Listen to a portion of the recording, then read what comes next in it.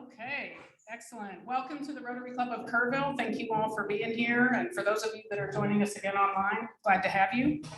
For those of you with cell phones, please check in, let people know that you are at the Rotary Club of Kerrville. And then if you would, please silence those phones. I'd like to invite Barry Cannon to come up and do our invocation and our pledge. Please bow your heads. Our Heavenly Father, we thank you for this food and fellowship you have provided for us today. We would like to especially bless those Rotarians who are ill and cannot be here. We would like to bless our first responders, our members of the military who protect us every day. And if you would go with us this next week, that we might be productive members of the community and practice the 4-way test. Amen. Please place the flag. I pledge allegiance to the flag of the United States of America and to the republic for which it stands, one nation, under God, indivisible, with liberty and justice for all. Thank you, Barry. I'd like to invite George up to sing us some September birthdays. Yeah, we unfortunately don't have a list of September birthdays, but everybody sit down except those that have a birthday in September. Okay, if you have a birthday in September, please remain standing. Look at that, okay? And we're gonna say happy birthday to you. Happy birthday to you. Happy birthday to you. Happy birthday, September birthdays. Happy birthday to you. Hey,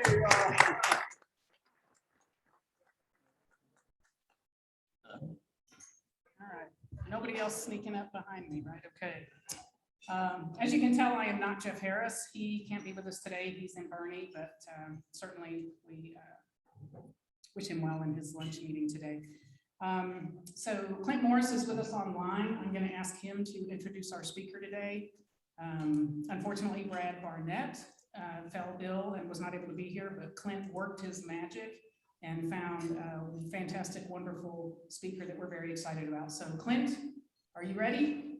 Can you hear me, President Marta, President-elect Marta? Yes, sir, we certainly can. Well, that's always so reassuring when I appear via Zoom. Yes, unfortunately, we were all looking forward to hearing Brad Barnett, who was going to unveil for us for the first time the full new branding and game plan of the chamber. But we will look forward to hearing from him later this fall.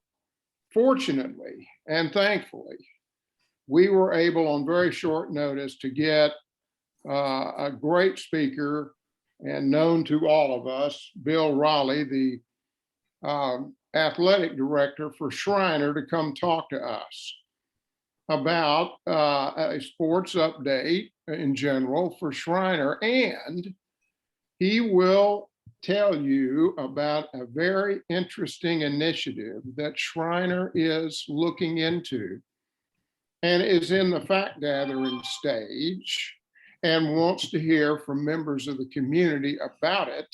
And this will give us a chance to chime in. So Bill, I want to express my personal thanks to you for coming to our rescue today. And let's all join in giving our speaker, Bill Raleigh, a very warm Rotary welcome.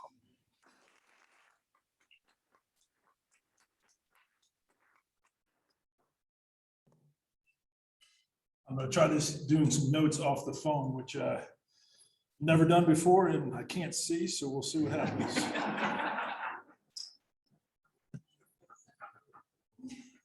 I got to put my readers on.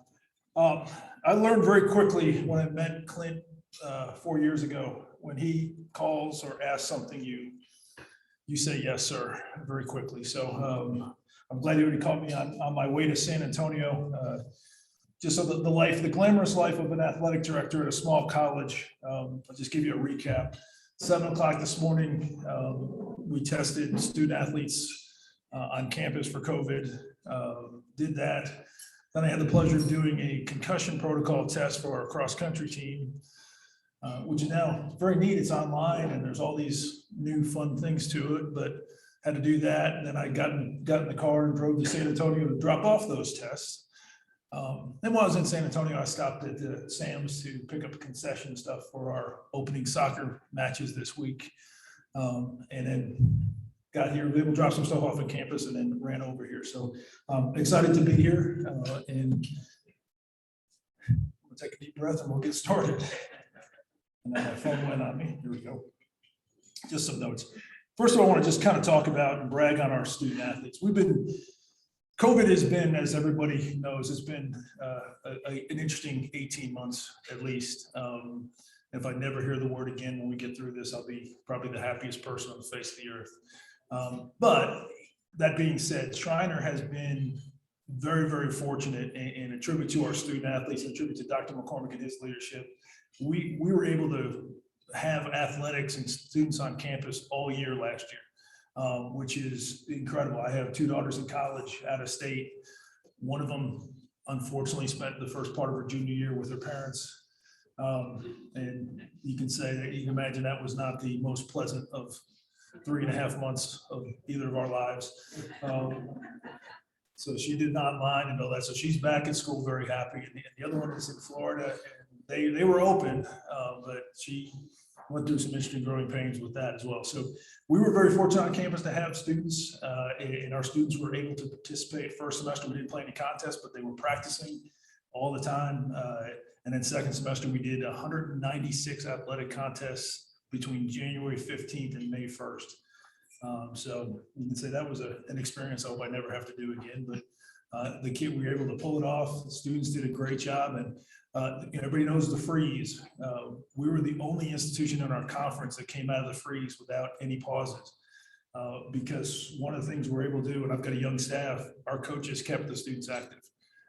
We had some college institutions that shut everything down. And you can imagine if you look back at your college days, you have a week of no classes on a college campus, everybody locked up. There's going to be some fun on that campus. And they had a lot of fun and we had a lot of positive cases come out of that from other schools. We kept our kids to the chagrin of some of our athletes, but we had them up early and they were working out and freezing a little bit, but they got through it. So we were great with that. Now, I'll be honest, we want to win more. We need to pick that up a little bit, but I'm very fortunate. We have great kids. We're getting very good recognition of what they're doing. Their athletic team GPAs are both 3.0. That's one of my goals. Our retention rates have been great for the big staff. So we're very, very excited about that. And the kids have been in the community. We had our softball team was helping with the river cleanup. Our soccer team, women's soccer team was doing that soon. Our kids are very, very active. And if you've had bad experiences with them, please don't talk to me, but I think there've been positive ones. They're 18 to 22-year-olds. As I tell parents, as an athletic director, there's two kinds of kids I know. I know the really good players, because obviously, I'm at games and I see them all the time. And I know the really bad kids, because they're in my office a lot. And I said, if really your goal is you want the really good player who's a really good kid, that's great. But if I don't know you come up to me and I don't know your kid right off the bat, you've done something well. Because your kid is making good decisions, doing what they're supposed to do. Okay, hold on. Let me get to.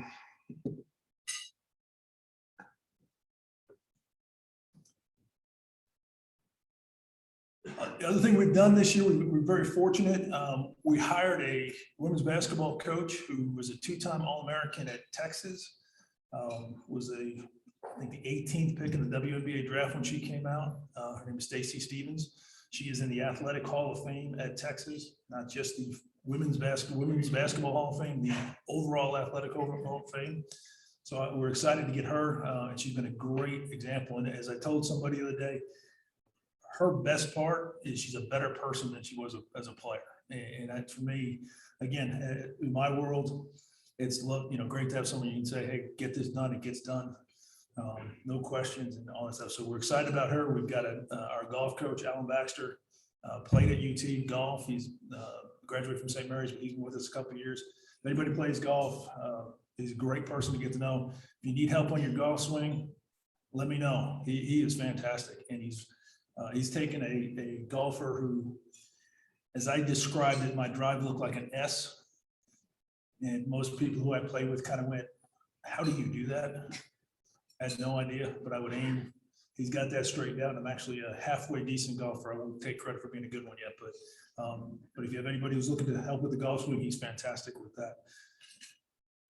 Big news, what we're trying to do is, everybody knows, Schreiner's trying to grow. And in this day and age, college has changed a lot.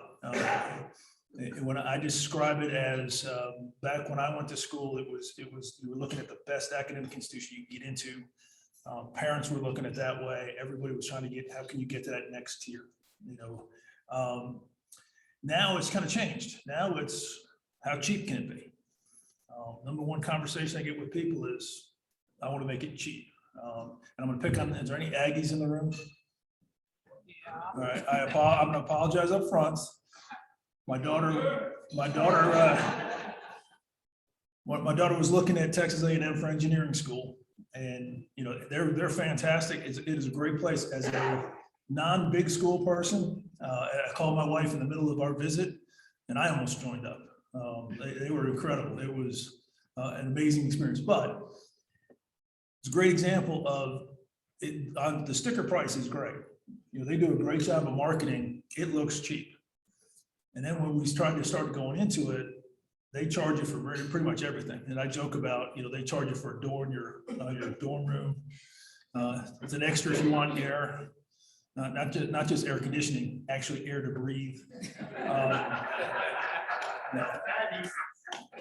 And if you're going to walk across campus, there's probably toll gates there and stuff like that. Because it's incredible. But but that's one of the fights we're having as a private school is our sticker price shocks people, and you go, one of my lines is take a deep breath and wait until you get the final answer, because you'll be surprised. And we ended up sending my daughter to a private school in Florida for engineering, and it ended up costing us less to send her out of state to a private school than it would cost us to go to A&M.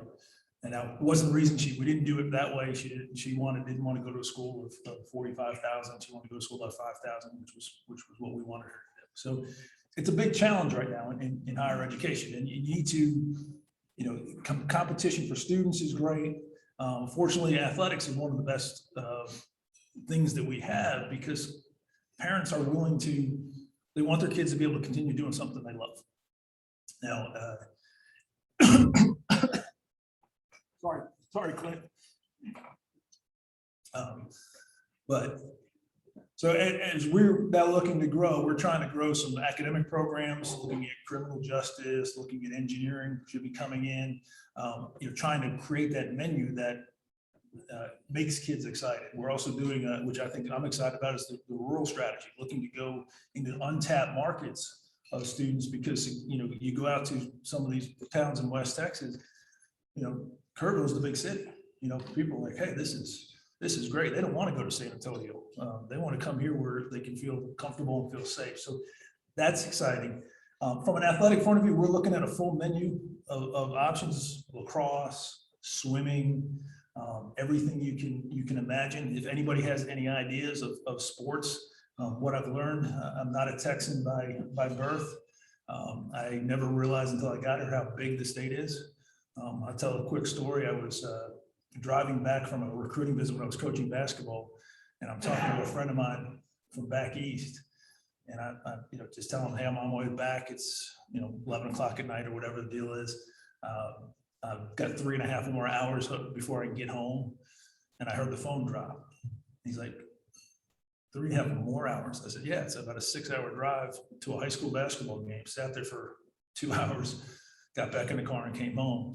And he said to me, well, I don't want to make you feel bad, but I probably will not be in a car for the number of hours you're in a car tonight my whole year recruiting. And I said, well, Texas is a big state, you learn to do it. So the other one we're doing, and I want to make sure everybody in the room be very, very clear on this. We are looking at football We are looking at football. There has been no decisions made. There is no, I'm looking right at where.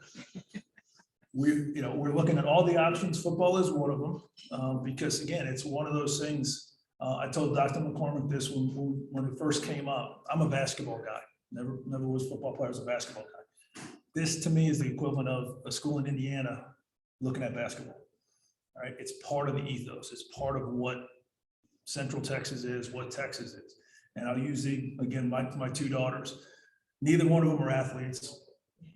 Both of them were in fine arts. And anybody who've ever done fine arts, you want to talk about nervousness. My daughter had a solo in this big performance in Georgetown, Texas, where we were living. And my wife and I are sitting there as she comes out. And I tell you, I was white. Because it's, I'm a basketball player. You miss a shot, you get another shot. You foul somebody, you get a chance. Here's my 16-year-old daughter walking out on stage. And if she clunks one note, the whole thing is ruined. And my wife and I are sitting there looking at each other. We walked out of that auditorium. We're like, oh my gosh, this is crazy. This is the worst, most we ever felt. So getting back, I lost where I was going with that, but it's one of those things that as a parent, you want your kids to be able to succeed, you want to be able to go. So football kind of makes sense. Football is where we are. It's something we need to look at. But again, I'll caveat, we're on the feasibility stage, meaning we got to find out how much it's going to cost us. Does it make sense for the university? On paper, you go, okay, 100 men, 100 men on a football team. That helps. I see Danielle over there who just moved out of our admissions office. She would have been very happy with 100 more men coming to campus to make her job better. But it also, I think, brings some ancillary stuff, band opportunity, cheerleading, was a drill team. And when I was at an institution that instituted it, when I was there, instituted football. And the most amazing thing to me was we brought in 92 student athletes, and the class grew by 180 kids altogether. And the only thing we could point to was all those kids who were recruited helped us recruit more kids because of football, because of the talk about it, what was going on, all those things. So it's an exciting time. It's been daunting. We just had a feasibility study on campus. So we're talking to faculty and staff and students, the board of trustees, who is the final arbitrator, and I'll make sure checks that as a board member for us. I don't make this decision. Dr. McCormick doesn't make this decision. Our board of trustees has to make this decision. It's our job to present them with all the different options. And again, we're looking at a full menu because we need to grow. We need to probably get to about 1,200 undergraduate students. If we get to 1,200 undergraduate students, we're going to be in a great position going forward. But it's just an exciting time. And again, I want to make sure, I told Dr. McCormick, I would reiterate this several times. We are not adding football. We are exploring opportunities in a lot of different things, but football is one of them. And again, I think it's a neat thing. We have a great relationship with Tybee High School. Coach Jones and I've got to know each other pretty well over the time I've been here. That's a great partnership. And I think it just, creates some opportunities that are worth looking into and exploring. But as one of my favorite comedians said in one of his famous things with Robin Williams, the show Live at the Met, one of my favorite, if you ever get a chance to look it up, Robin Williams, one of the funniest people who ever lived, I think, but Live at the Met. And he said, how do you get to the Met? And he paused and went, money. And people go, how do you make a football team? Starts with money. I mean, you got to raise money to do it. And all those things come into play because it is a undertaking. We've added wrestling, we've added other sports in the last, track and things like that. Those are pretty easy to ramp up and get going. Football is a different animal just because of the infrastructure and all the different things that you need to do with it. So that's all I have. And again, one more time, we are not adding football. No tailgate on Saturday. The board of directors makes the final decision. Our job is to give them as much information as possible. And I see we're with a hand up.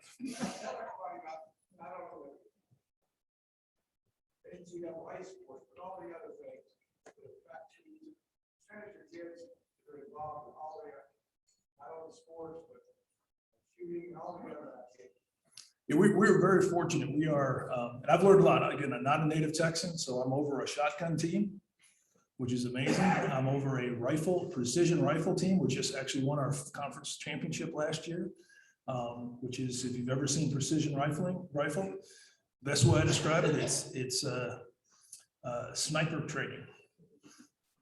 They sit there and they don't move and they shoot in 30 minutes, they have to shoot X number of shots at a pinhole.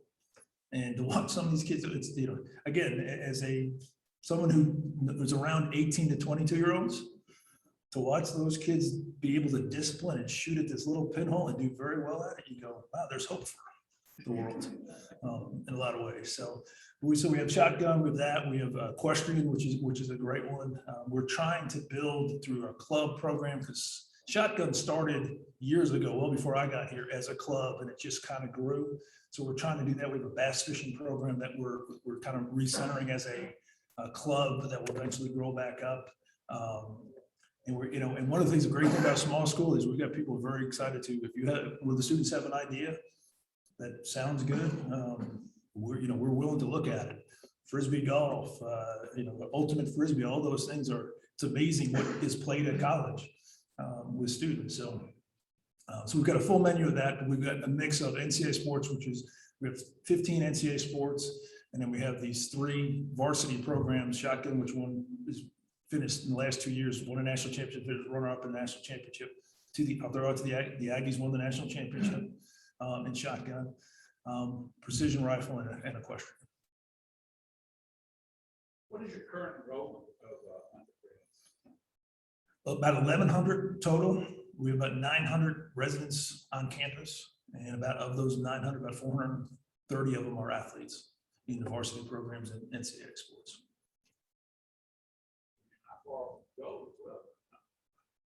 Yes, we'd like to get the 1,200. We want it to be the 1,200 residential.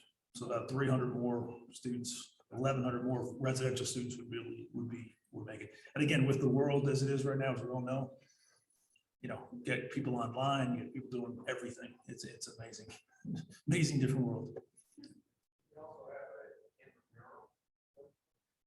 Yeah, very robust with that. We I would say probably 85% of our students are involved in something. Of the 900 on campus, almost every one of them is involved in something on campus when it comes to that. Great rec facility. The Mountaineer Fitness Center is a wonderful facility for the students. The event center, if you've ever been in it, is a great venue. I'll plug, we open up soccer this weekend, or actually today. Women kick off at 1 o'clock and then at 3:30 on the soccer fields there. If you haven't had a chance to come over and watch Division III athletics, I encourage you to do it. You'll see, the best way I describe it is it's about what you do, not what you look like. And I tell the story when I coach, one of the best players I ever coached, we listed him in the program at 5'2". If anybody knows anything about programs in athletic, you raise everybody up. We raised him to 5'2". Right? But he was one of the best players, the toughest kids I've ever coached. One of the most effective kids, averaged 18 a game his senior year, just was a tremendous leader type of kid. He broke his nose probably a dozen times in his career. And by the end of his career, he would just, run by the bench. Coach, you gotta come out for a second. I'd sub him out. He'd go down the end of the bench, fix his nose, put his mask on, and run back in the game. But it's about those. It's about what you do, not what you look like. And everybody knows Division I athletics. It's about what you look like. You better fit a profile. You better be, as I say, football's a great sport. If I run a 5'2" 40 and I'm trying to chase a guy who runs a 4'2" 40, I could have the biggest heart. I could have the most intensity. I could have everything, but unless he trips, I'm not going to get him. At our level, it's a little bit of a closer gap that maybe if he stumbles, I can probably get him. But very different. So, any other questions? Any online, Dave? I don't have any more. Well, again, thank you. I appreciate you taking the time. Go to ShrinerMountaineers.com and look at our schedules. We'd love to have you on campus. We're open You know, and kids are excited to play in front of people. As I told people last year, I enjoyed last year from an athletic director point of view because I didn't have parents in the stands for most of the time. I didn't have fans in the stands. So I was able to watch the games. I actually was able to do some of the color commentating for the volleyball team and the basketball team and things like that. And I did, you know, everybody's a critic. So I had everybody complained about something because I would miss somebody or miss something. But I enjoyed actually watching them play. And the first time in a long time I've been able to do that. Now I'm going to be back to getting a lot of steps and walking around and smiling and trying to get parents that it's okay. You know, we'll get through this. Your kid, you know, your kid missed that goal. It's not the end of the world. But we'd love to have you come out and I think it's a great day. And what I love about it is you get a chance to meet some of our students. And if you haven't had a chance to meet some of our students, there are some really impressive young people on our campus. And, you know, and sometimes we need that positive after what we've gone through in the last week. You know, with everything going on in the world, it does put some things for me in perspective.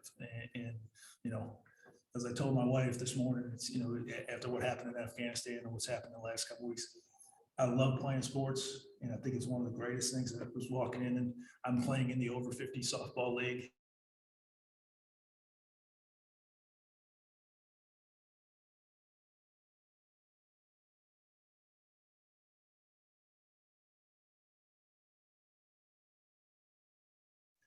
A rocket over my head. I kind of watched it go and just was like, wow. It kind of gets you back to what it's about. It should be about the opportunity to compete, get after it, do the best you can, but shake hands and move on and get on with life because there's bigger things in the world. So thank you again for letting me come and speak with y'all. I'd love to see y'all at the game.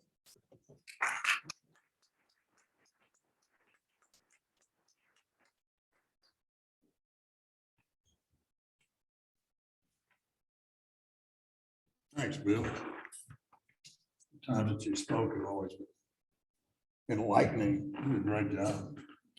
You know, until today, I didn't realize that Bill and I had so much in common. Him as an athletic director, and me as masks, broken noses, shotgun squads, snipers. I just needed to go into door number 2, I guess, right, Christy? Instead of door number 1. Y'all know Jeff got promoted, right? So things picked up for him. They'll slow down as they get settled in. They're going to do a great presentation to Doyle if they haven't already done it. So they're making themselves felt in the community. And of course, Jeff's a great ambassador for that and teaching them what to do and what not to do in this community, I guess is the message. All right, from the Satellite Club. How do you pronounce your first name? She's here with us. I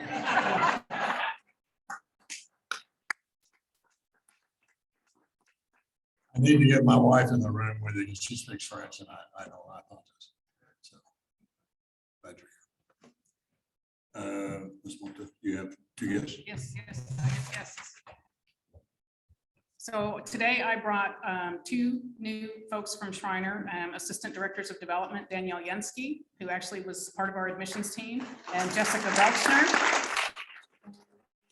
For those of you, Jessica is actually a longtime Rotarian from Harlingen. She was the president of that club. And so we are hopeful that now that we have her here in Kerrville, she will lend her talents and her time to our Rotary undertakings.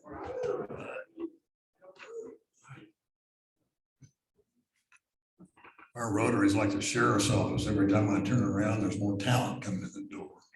And I know y'all don't pay total direct, except Tammy and I, we're the only 2 probably in the room that pay close attention to all that, but it's been pretty amazing what's happened with Schreiner and what's happening with our community. David? Bill? Bill's with us again today. All right. Ashley?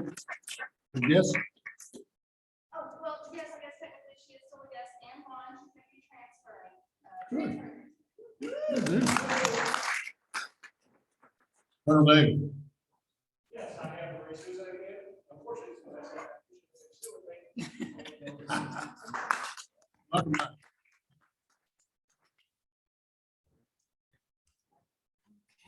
Thank you, Jeff.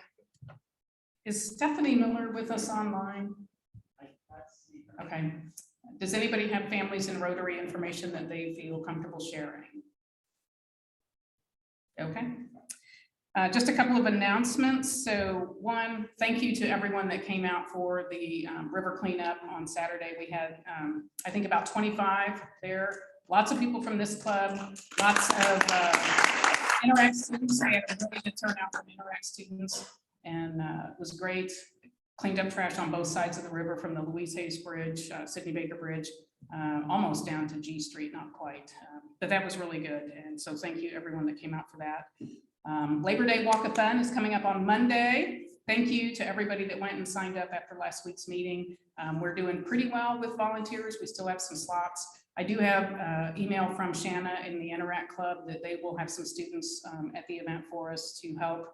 And also students from Schreiner Institute will be there to help with initial setup. Some of them are going to walk on the trail, and then some will stay afterward to help with tear down. So I feel like we've got a good group of people there to help manage the walk. It's Labor Day, so Monday starts at 9, ends at about noon, and there is still volunteer sign up. You can go out on the Club Runner or click the link to see what spaces we still have available. Yes, ma'am.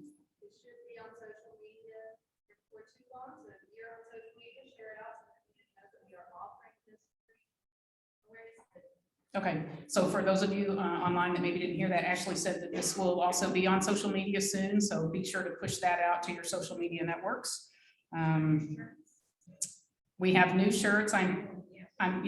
I'm picking up t-shirts for the event on Friday from San Saba, but if you have a Rotarian at Work t-shirt or a work shirt from last year, wear that. I'll have some of the bright fluorescent lime green, can be seen from the moon, Rotarian at Work shirts at the event, for those of you that don't have one of those. So for foundation giving, please remember we're looking at and working toward every Rotarian every year with a goal of 100 each. That's 25 a quarter. Robin Myers is heading that up for us as an initiative, but certainly any member of the board is happy to answer any questions you have about that. But we really want to push that and get the foundation giving up this year. Rise Against Hunger, we are partnering with Schreiner University on Saturday, September 18th. That is a big family weekend for us. So we've got a sign up through Rise Against Hunger. And I think you were able to register for that. Did Jeff have a registration for that? Do you know? No. I think it's from Kelsey Penn. If we don't have it sent out to Rotary, we can get that link set out. But we do look forward to having those of you that can join us on the 18th to do a couple of shifts or a couple of hours of Rise Against Hunger. Our goal is to pack just over 30,000 meals. So that's going to be a big undertaking, but we will do that on the 18th. There's something on here that says pay your invoices. You guys have heard that for a while now. Please do so. If you have questions about your invoice, don't hesitate to ask. That's what we're here for. Any paid announcements? Okay, I guess that gives us the wine giveaway. Why don't you pull a name out of it? We have one. No, this is going to be another one of those. Instead of instant gratification, you're going to have to wait. You'll just have to anticipate what you might get. No. Guess again. Are you here?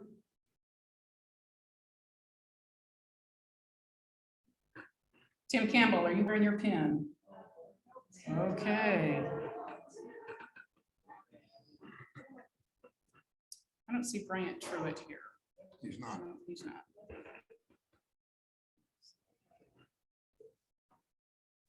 Christy Vandenberg. Of course she has her pin. Let the record reflect that we owe Christy a bottle of wine. White or red? Christy, white or red? White or red?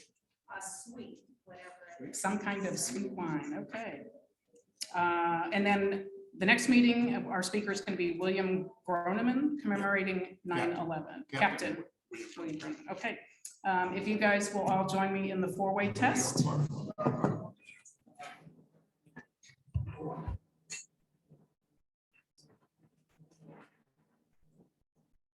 of the things that we think, say, or do? Is it the truth? Is it fair to all concerned? Will it build goodwill and better friendships? Will it be beneficial to all concerned?